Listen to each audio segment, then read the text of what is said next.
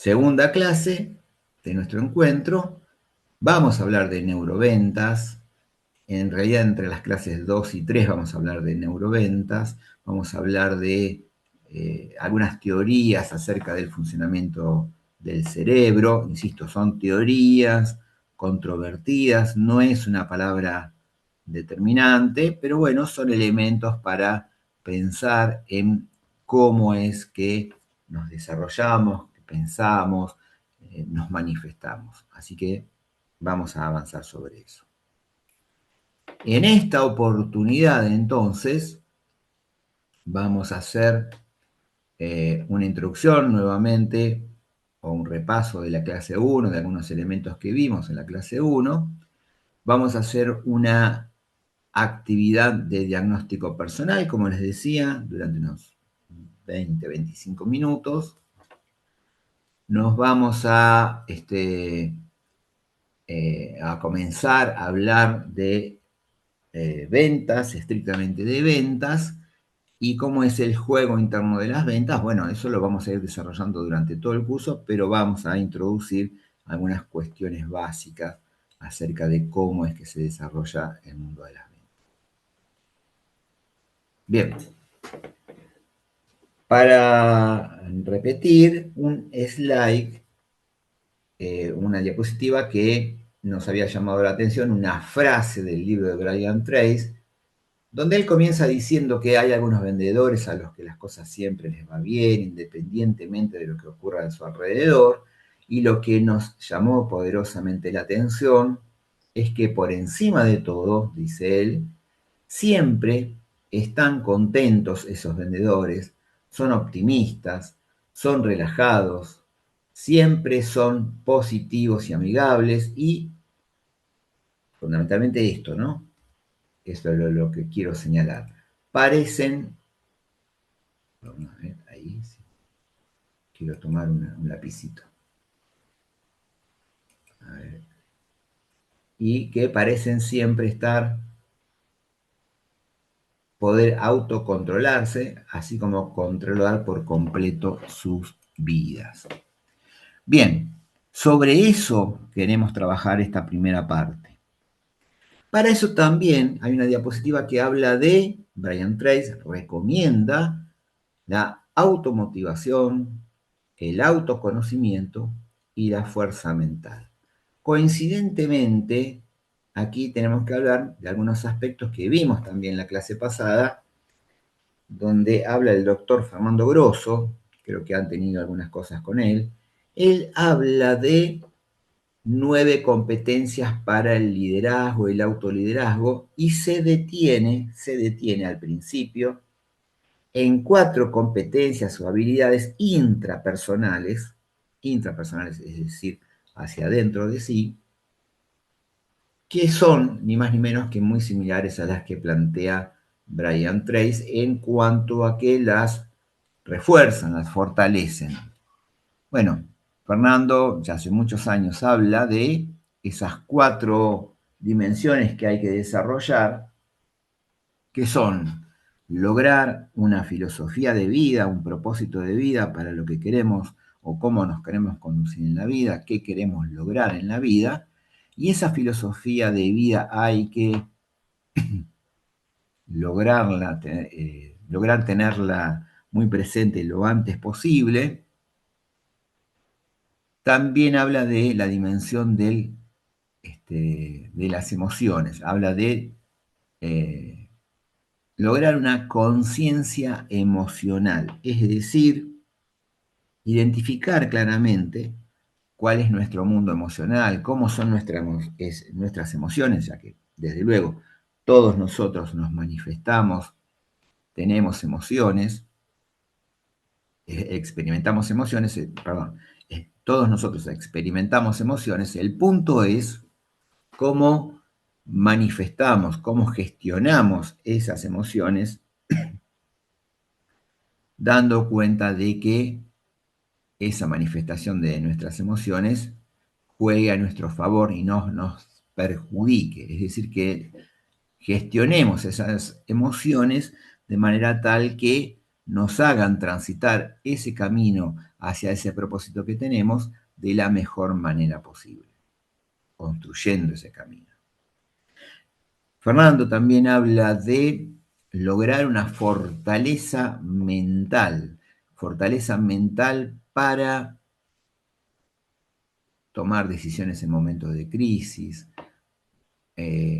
bajo estrés, o fortalecer nuestro camino cuando nos frustramos, es decir, cuando concurrimos en un fracaso, que son inevitables los fracasos, y ver cómo nos recomponemos con resiliencia, tratando de advertir, de capturar, de apropiarnos de todas las experiencias que nos llevaron a ese fracaso para capitalizar esas experiencias y que no ocurran nunca más. Es decir, lograr esa fortaleza mental resiliente para volver a empezar, pero capitalizando todas esas experiencias que hemos tenido a lo largo del camino. Por último, él habla, por supuesto, de la autonomía, reconociéndonos en que todos nosotros somos interdependientes unos de otros, nadie es independiente, todos dependemos de un otro, de un trabajo, de un familiar, de un padre, de un hijo, de un patrón, bien, lo que sea. Esa interdependencia persiste en todos los niveles. Lo que sí debemos lograr es la autonomía, nuestra propia autonomía. En este sentido, entonces, ahí tenemos un cúmulo de cosas que tienen que ver con el mundo intrapersonal, hacia adentro de sí, reconociéndonos con lograr filosofía de vida, lograr una conciencia emocional, desarrollar nuestra fuerza mental, tener autonomía. Y eso me va a dar un autoconocimiento y naturalmente mi propia automotivación. No una motivación para movilizarme que venga de afuera, del exterior, sino mis propios recursos para poder estar motivado frente a lo que queremos llevar adelante. Bien, Brian Tracy, haciendo un paralelismo con esto que estamos mencionando, habla de que esa fortaleza mental es un rasgo de la personalidad que determina y explica en parte cómo respondemos mentalmente al estrés, a la presión, a los desafíos y las oportunidades, independientemente de cuáles sean las circunstancias. También habla de que lograr el autoconocimiento, nuestro propio conocimiento de sí, es una habilidad para conectarnos con nuestros sentimientos, nuestros pensamientos y acciones. Tener un autoconocimiento significa, en definitiva, poder reconocer cómo somos y cómo tratar de indagar acerca de cómo nos perciben los demás. Las personas que se conocen a sí mismas reconocen entonces sus fortalezas, sus debilidades y pueden entablar sus propios desafíos con confianza y motivados. La automotivación se trata de una habilidad importante que impulsa a las personas a continuar progresando incluso frente a los contratiempos, a aprovechar las oportunidades y a mostrar compromiso con lo que se quiere lograr. Bien, pero esa automotivación es intrapersonal, viene de sí, de su propia naturaleza y no con incentivos del exterior. Y esto es fundamental lograr. Bien, una herramienta para comenzar todo este mundo de autoconocimiento es el FODA que estuvimos trabajando ya en la clase pasada un poco, mencionándolo como una herramienta de diagnóstico organizacional. Bueno, la volvemos a traer como una herramienta de diagnóstico personal. Recuerden, el FODA es detectar, advertir, dar cuenta de cuáles son nuestras fortalezas, cuáles son nuestras debilidades, cuáles son las oportunidades que tengo en mi contexto y cuáles son las amenazas que tengo en dicho contexto. El FODA es una herramienta para conocer la realidad situacional actual que me rodea. Mi propio metro cuadrado, en este caso llevándolo a los aspectos personales. Tiene la finalidad de visualizar el panorama de cualquier ámbito organizacional o personal. Y visualizar y determinar de esta manera qué políticas personales, organizacionales, voy a llevar adelante para atacar o desandar esas debilidades que tengo y convertirlas en oportunidades. Por ejemplo, si yo decido trabajar en mis debilidades o fortalecer mi fortaleza. Bien, eso es una decisión personal. Pero quiero recordarles que el FODA es tanto las fortalezas como las debilidades son internas, intrapersonales.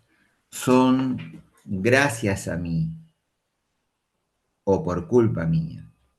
Una fortaleza es aquello que es propio de mí, que me diferencia de todos los demás, con lo cual yo me destaco, en lo cual soy muy bueno, pero que lo logré yo y no se lo tengo que agradecer a nadie. Son las cosas que yo puedo controlar y hago bien y mejoro cada vez porque es lo mío.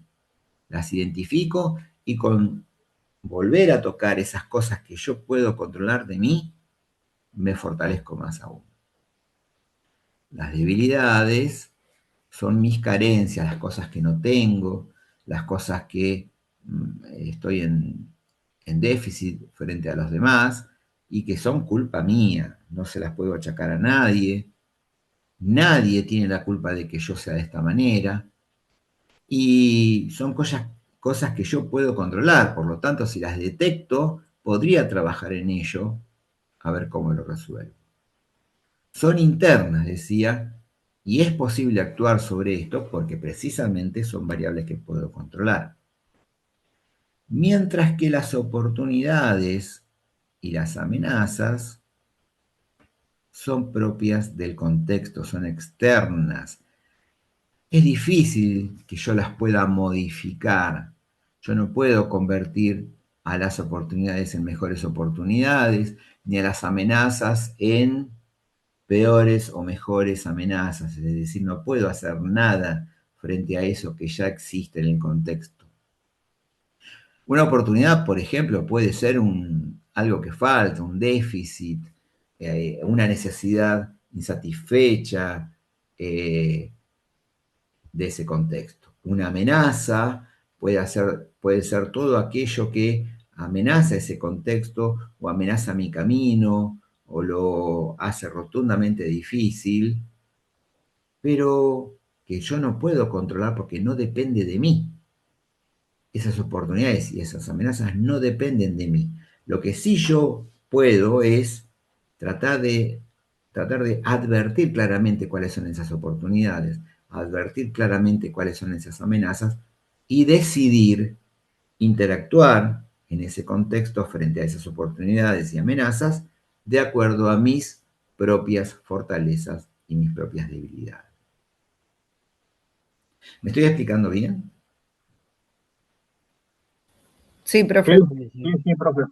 Sí, profe, Sí, sí. perfecto. Bien. Para esto queremos desarrollar este ejercicio, unos 20 minutos más o menos, eh, íntimo, pensando en mis fortalezas, mis debilidades, mis oportunidades, mis amenazas frente a mi mundo o pensándolas como APM. Ustedes obsérvense como agentes de propaganda médica y piensen en esas fortalezas, en esas debilidades que tienen, en esas oportunidades y en esas amenazas. que pueden encontrar en el contexto o en sus vidas, en lo que hoy rodea sus vidas. Luego, cuando ya para la semana que viene, es interesante que ustedes puedan esto comentarlo con un allegado, con una persona muy allegada, luego con un conocido, para ver cuánta coincidencia hay con esto que han logrado. Entonces, la consigna en estos próximos 20 minutos es trabajar, por ejemplo, en una hoja, dividir la hoja en 4 cuadrantes, poner una F aquí arriba, una D, una O y una A, y escribir.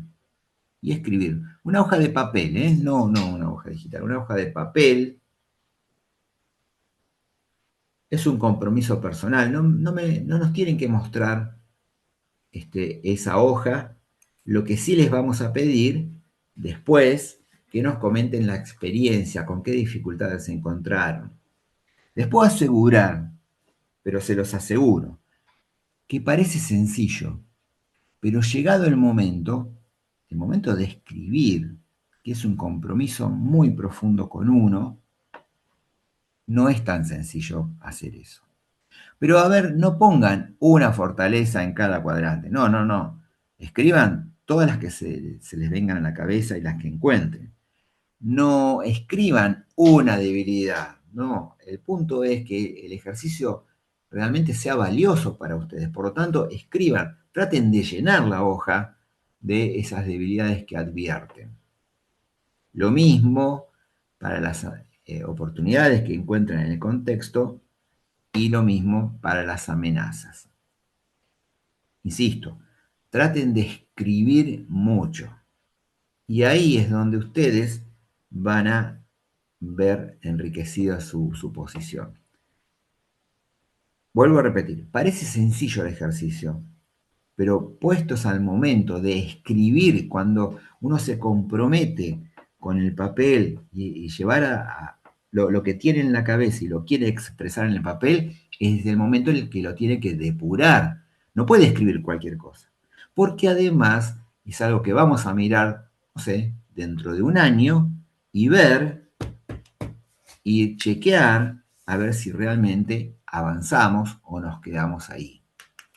Es un ejercicio íntimo, comprometido, que nos gustaría que luego de finalizar el ejercicio nos cuenten cómo fue la experiencia y con qué dificultades se han encontrado. Habitualmente la dificultad más habitual, valga la redundancia, es que confundan debilidades y amenazas. Recuerden, che, yo puse que soy esto, ¿es verdad? Y bueno, yo ya les estoy sesgando en su opinión. Directamente preguntarles, bueno, cuáles son nuestras fortalezas sin ningún tipo de sesgo. Para ver, insisto, sin contar lo que nosotros pusimos, para ver de alguna manera si hay coincidencia.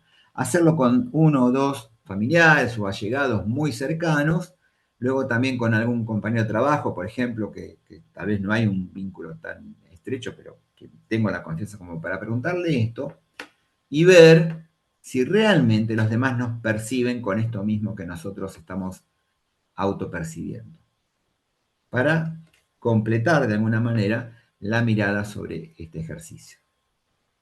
Bueno, me alegro entonces que lo hayan llevado adelante y que les sirva, por supuesto. Está bueno esto, hacérselo cada tanto, mirar lo que uno ha puesto tiempo atrás, a ver si han avanzado en la propuesta, ¿no? Bueno, sigamos un poquito más adelante con el juego interno de las ventas. Bueno, Brian Tracy comenta a propósito de esto, de las ventas, diciendo que, y miren estas estadísticas, que esto es la regla de Pareto, les comento, la regla de Pareto. Brian Tracy habla de que el 20% de los mejores vendedores hacen el 80% del dinero y el 80% de los peores vendedores hacen el restante, o sea, el 20% del dinero. Bueno, evidentemente la misión de cada uno de nosotros, hablando de ventas, ahora hablamos exclusivamente de ventas, será ser o unirnos a ese 20% de los mejores vendedores y luego aprender cómo llegar a ese lugar. Son las palabras de Brian Tracy, ¿no? Este concepto nos dice que entonces pequeñas diferencias en las habilidades humanas nos pueden llevar a enormes resultados, diferencias en esos resultados, y muchas veces en la venta es una sola transacción la que define todo. Se dice además que, recuerden que el fracaso es algo que les va a suceder, el rechazo les va a suceder, y no antes de la quinta visita a un prospecto, a un médico, tal vez se obtiene el resultado que nosotros queremos. Así que quienes tengan algún contacto ya tienen, por supuesto, esta batalla medio ganada, ¿verdad? El éxito, en definitiva, es mental, dice Brian Tracy. Es lo que sucede dentro de la mente del vendedor lo que hace toda la diferencia, es decir, su propia motivación. Esa que viene de sí y no del contexto, no de incentivos exteriores, sino de su propia motivación para moverse, organizarse, visitar, etcétera, etcétera. Esa fuerza interior que tiene para hacer el recorrido. Nadie es mejor que uno, ni es más inteligente que uno. Solo hay que querer ser esto que uno se propone. No estoy diciendo, como los libros de autoayuda, que si lo que nos sucede está bien y que si lo querés lo obtenés. No, hablo de esfuerzo, de desarrollarse, de tener motivación, y de comprometerse con la tarea, por supuesto, ¿no? Si no nos movemos, no va a suceder absolutamente nada. Y ahí es la clave de que la que mencionábamos con María, creo, la de la proactividad. Si yo no soy proactivo, si no hago y procrastino todo, no voy a tener resultados. Brian Tracy también habla del termostato financiero. Nunca uno puede ganar más en el exterior de lo que gana en su interior cuando se desarrolla hacia sí.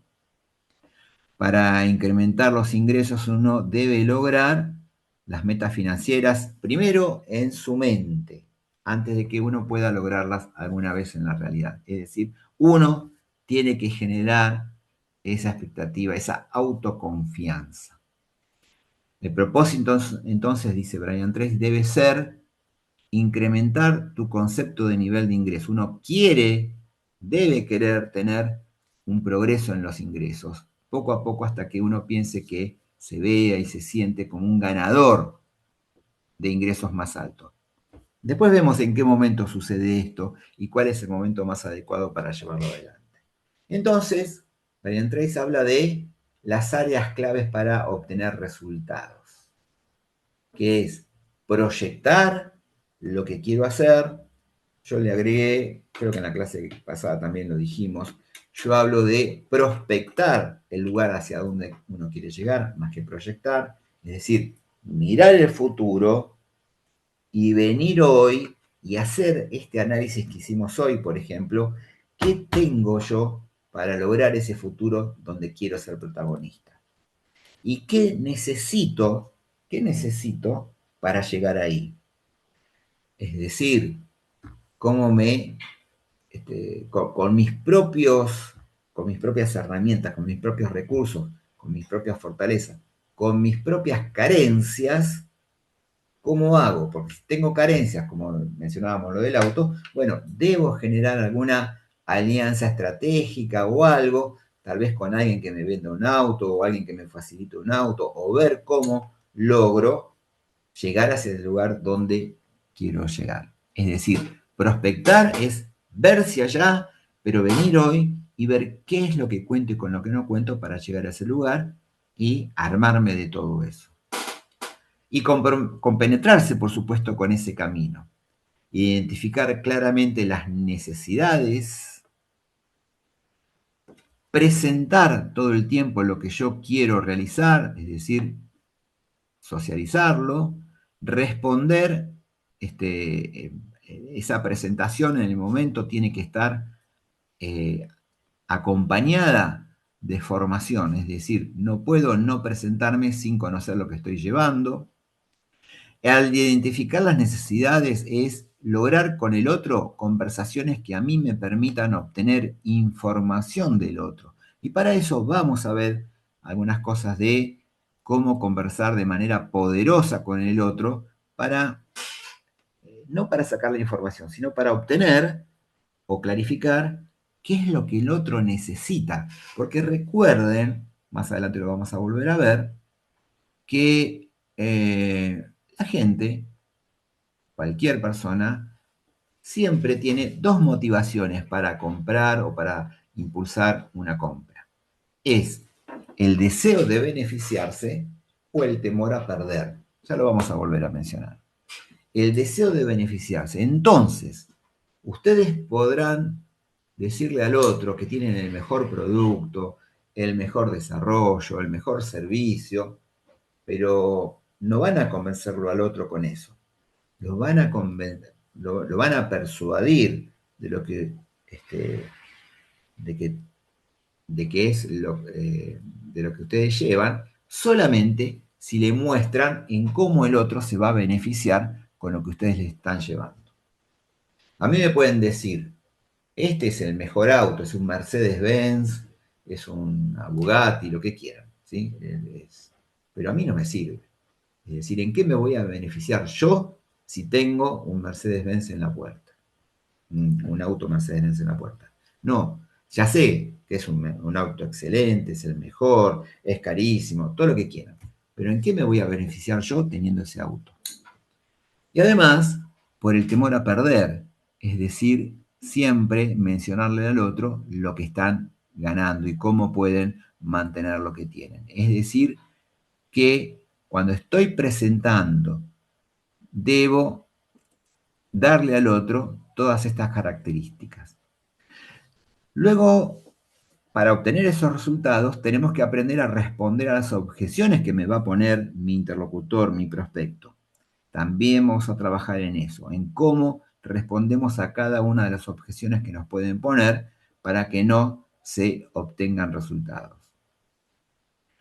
También vamos a conversar en un momento de cómo cerrar las ventas, qué elementos o qué botón tocar o qué momento para que pasemos a la acción. Y por supuesto, lo que más nos tiene que interesar es cómo obtener referencias, cómo obtener reventas, porque estamos acá para construir relaciones de largo plazo. No nos interesa hacer una venta o con la receta en una vez, sino que queremos construir un vínculo en el largo plazo. Disculpen, hay un micrófono abierto.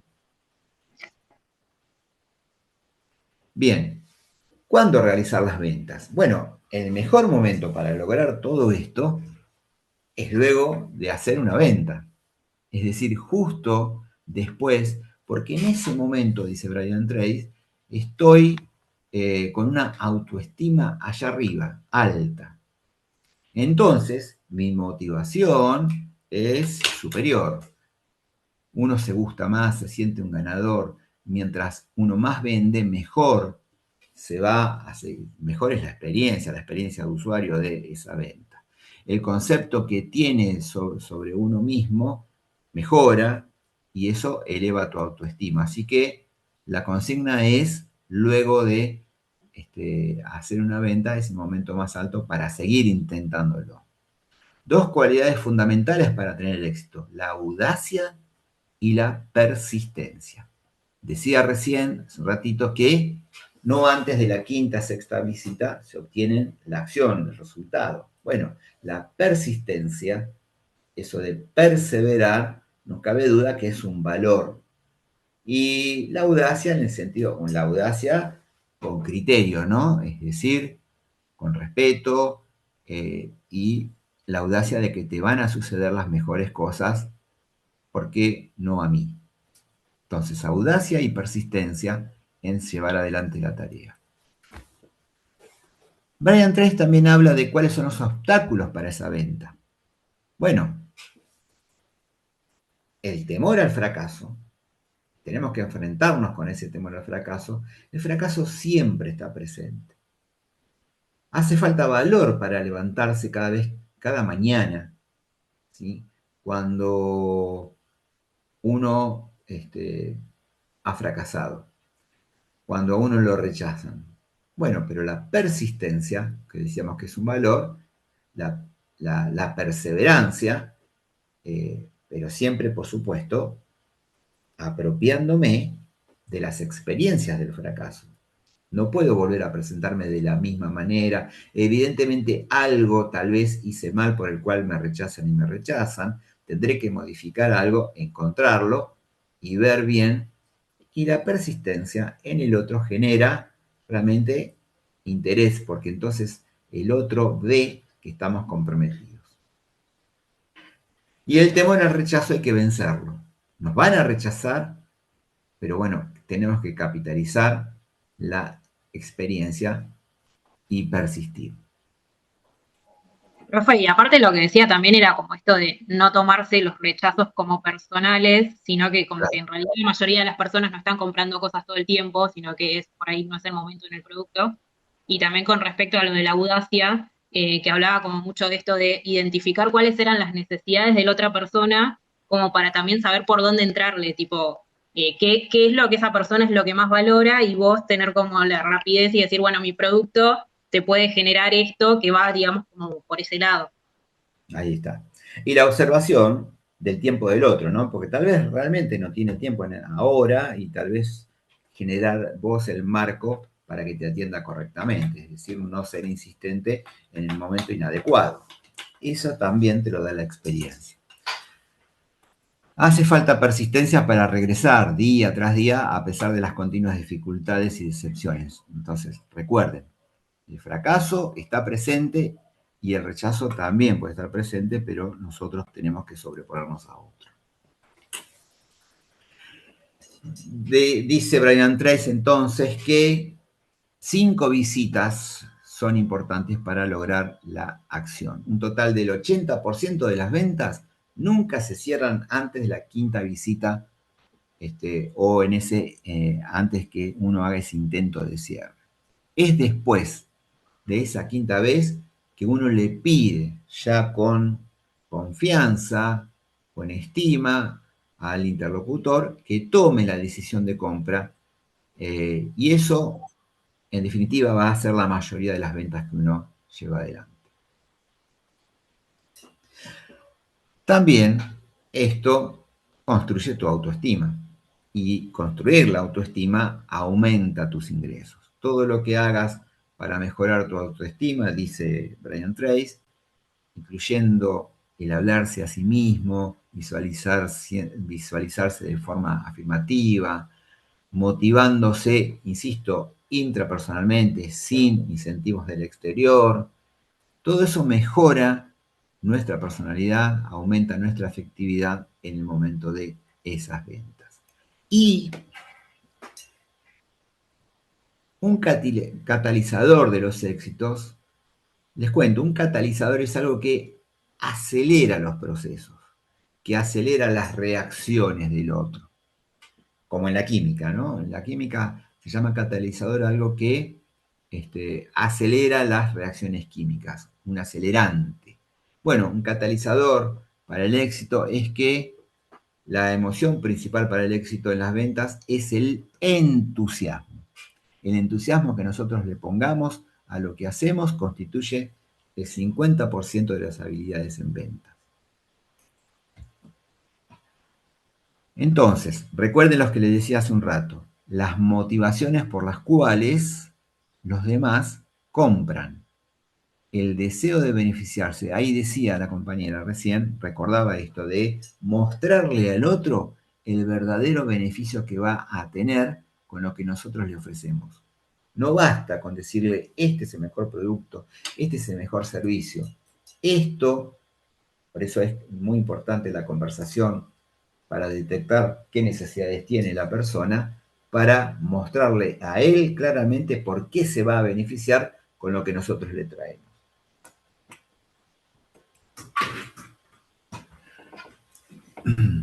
Bueno, acá menciono nuevamente esto, disculpe, ya lo había mencionado.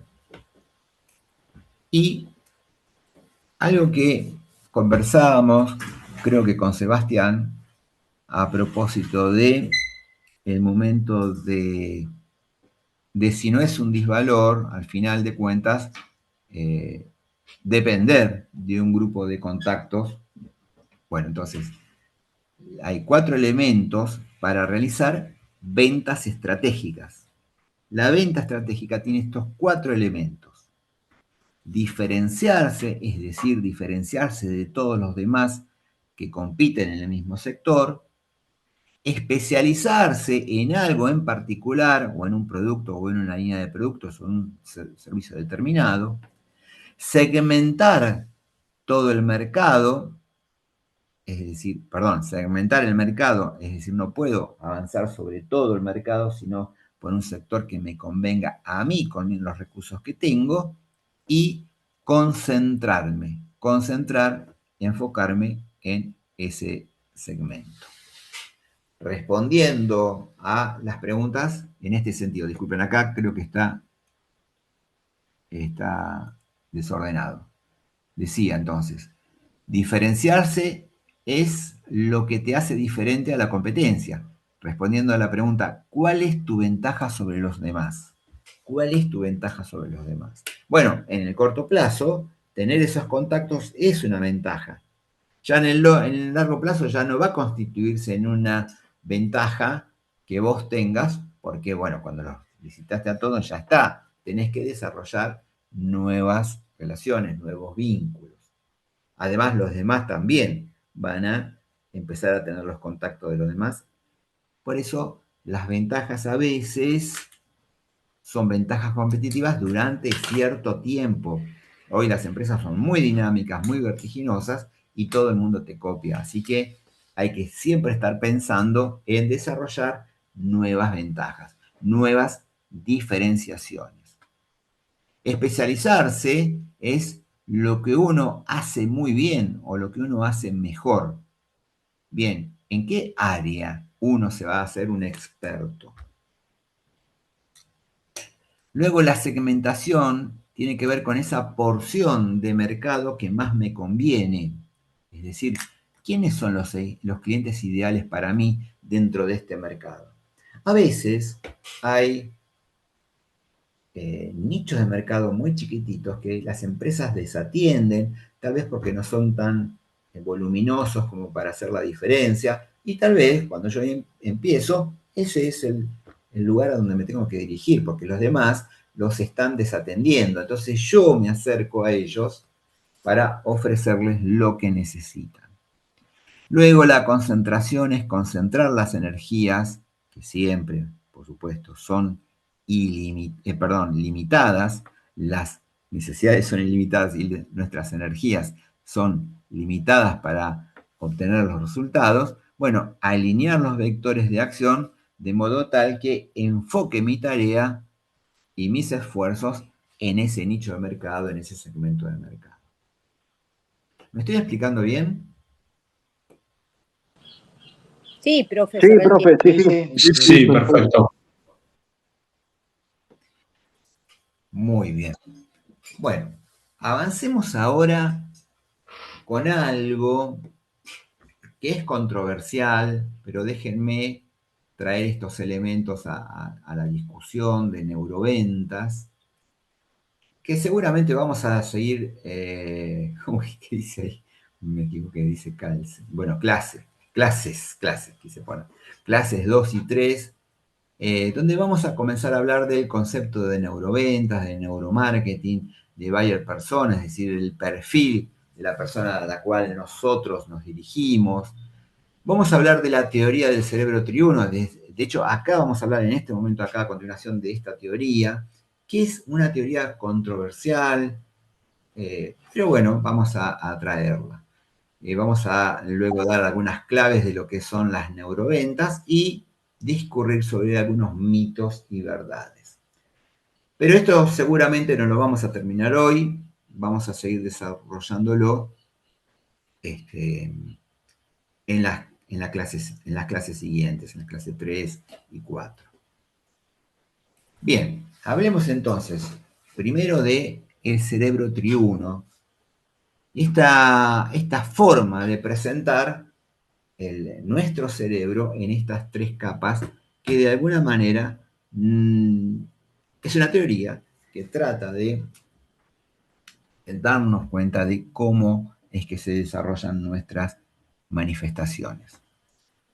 Dice la teoría que todos tenemos un cerebro reptiliano, base del instinto, de la supervivencia, que en la historia de la humanidad fue sobre lo cual el ser humano sobrevivió, ¿no? Con lo cual sobrevivió, donde se asientan o se alojan esas manifestaciones que tienen que ver con lo más intestinal de la vida, ¿no?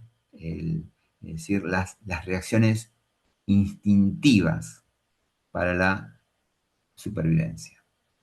Perdón, disculpen. Rodeando al cerebro reptiliano, evolutivamente se desarrolló el cerebro límbico, donde se asientan las emociones, pero con esa manifestación inconsciente.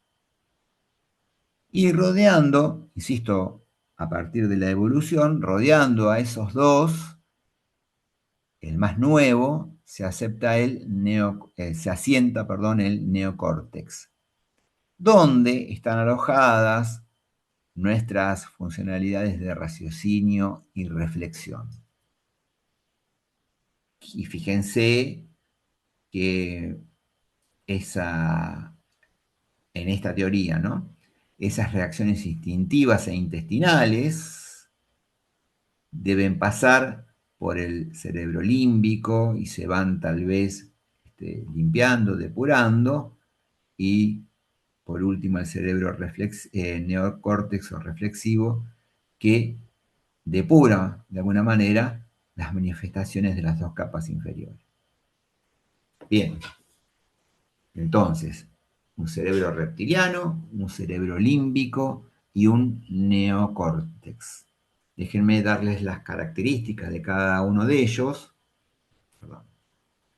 El cerebro o el sistema reptiliano es la parte más antigua y se encuentra en la base del cerebro. Recibe los mensajes del límbico y del neocórtex y se hace cargo de su conducta cuando se ve amenazado por la sanción o generando un comportamiento de reacción. Bien, las personas actúan desde esta estructura en atención a sus necesidades vitales, en el momento de crisis, en el momento de amenaza. También pensemos en el cerebro, decíamos, el que rodea al cerebro reptiliano, el sistema límbico. Está compuesto por un conjunto de estructuras con funciones relacionadas con las respuestas emocionales, con las respuestas que tienen que ver con la experiencia, el aprendizaje y la memoria. Tiene que ver con el desarrollo de nuestra personalidad, de nuestros recuerdos y, en definitiva, el hecho de ser como somos. Trabaja en sintonía con el reptiliano.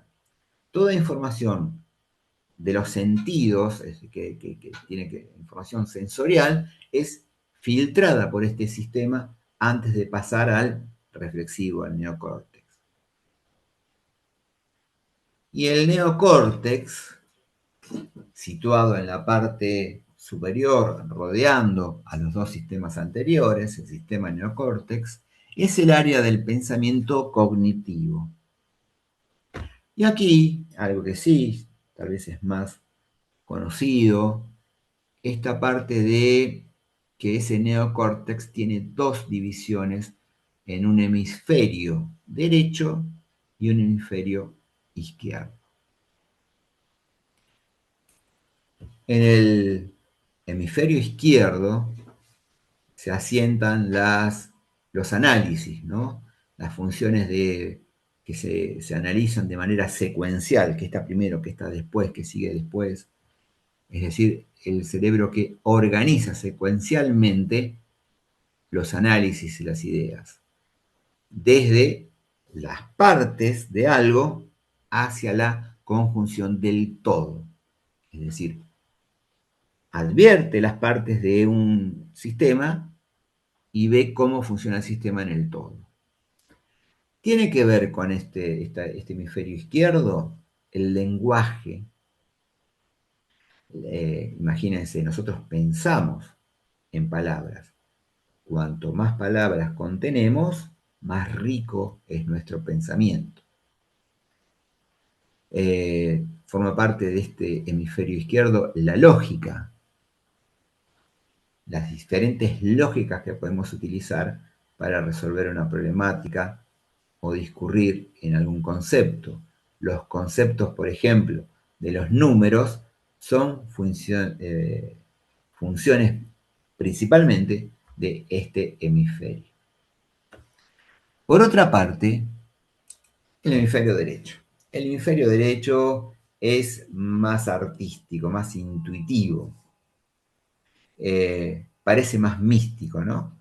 Es el responsable de los trabajos creativos, imaginativos, pero claro, siempre necesita ver el panorama a la hora de recibir nuevas ideas. Entonces, dándonos una idea de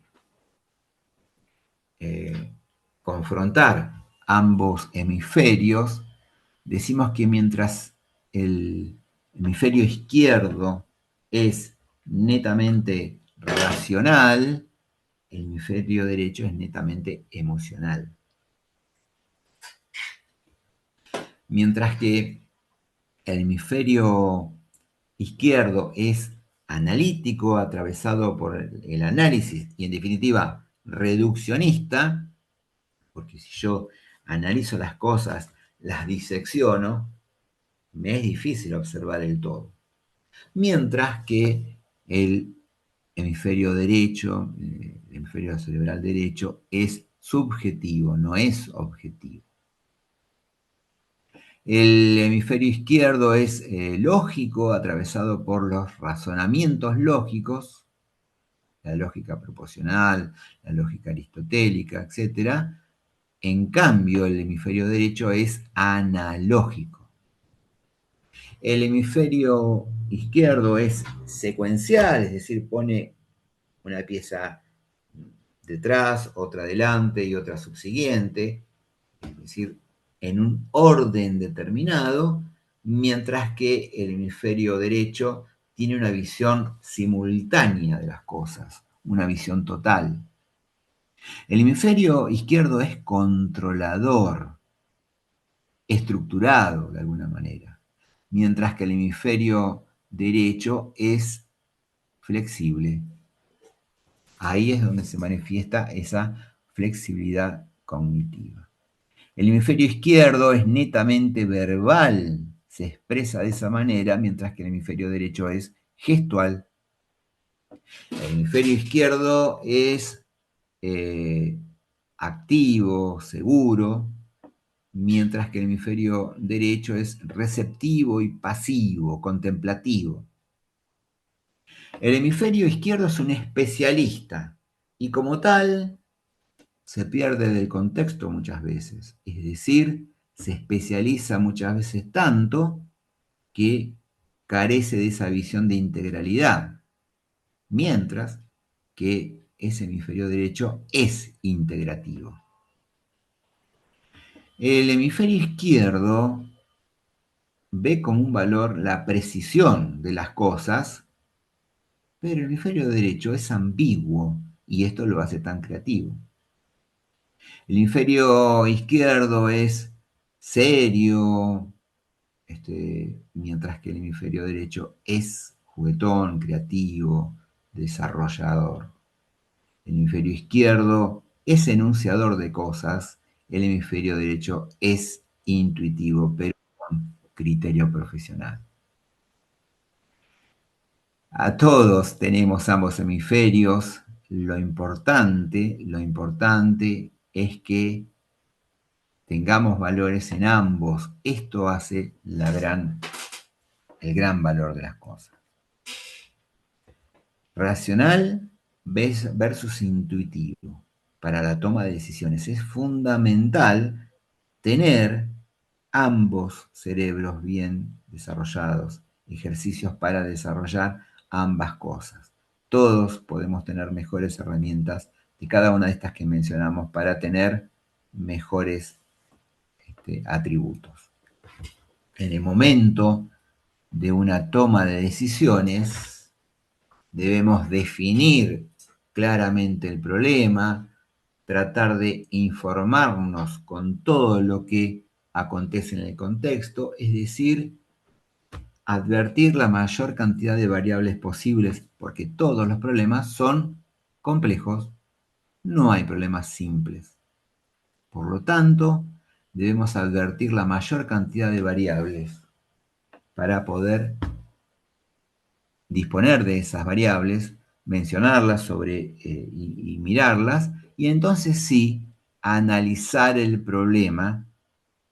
Y cuando uno analiza un problema con tantas variables, con tantas aristas, entonces desarrolla nuevas perspectivas. Y siempre desarrollar nuevas perspectivas es un valor, marca la diferencia, porque uno entonces tiene un montón de perspectivas para evaluar las alternativas para la toma de decisiones. El momento de la toma de decisiones es el momento de elegir la alternativa que más me conviene o la cual yo pienso que más me conviene. No siempre la alternativa será ganar. No siempre la alternativa será ganar, porque a veces, tal vez, ese ganar no conviene. Tal vez es un momento de decidir qué prefiere uno ser, y esto es controvertido, ser la cabeza de un ratón o la cola de un león. Bien, verán ustedes, cada uno tiene esa decisión personal. Entonces, uno al elegir esas alternativas, llega el momento porque hasta ahí, perdón, todo está en el cerebro, en la cabeza. Todas son estrategias, pero el momento de tomar la decisión también sigue estando en la cabeza, llega el momento de la aplicación de esa decisión, de la ejecución. En ese momento es cuando yo comienzo a ver cuáles son mis desvíos y cómo puedo yo corregir esos desvíos a partir de la decisión que estoy accionando, que estoy llevando, que estoy ejecutando. Controlando esos desvíos, puedo